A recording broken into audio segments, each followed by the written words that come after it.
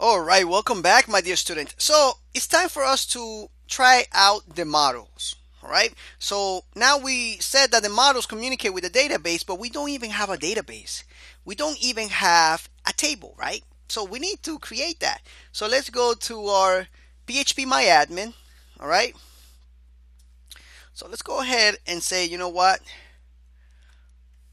Not called Igniter, but localhost, and then PHP MyAdmin. All right. So let's go to localhost and then PHP MyAdmin. Let's create a database for this. All right. So let's say databases, and what are we going to be actually naming this database? Let's call it errands, errand underscore DB. All right. All right. And errands is just like a to-do thing, like a to-do list type of thing. We got errands to do, right? So let's create errand underscore DB. Create. All right. Now let's go and choose that database from the left side here and create a table. Let's call this table users.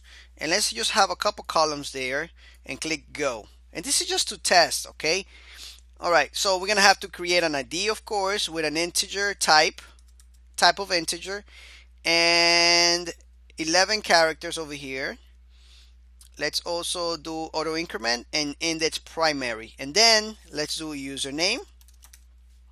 And let's do password. There we go.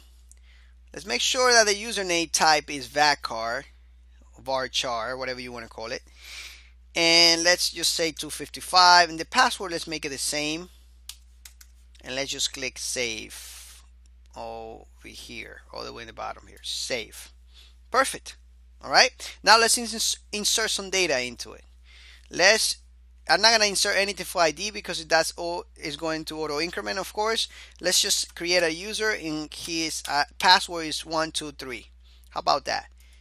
Go. Perfect.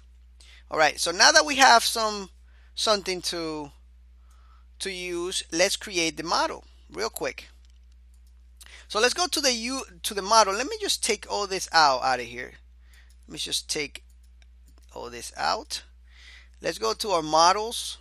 I'm going to right click and I'm going to create a new model. It's going to be called user underscore model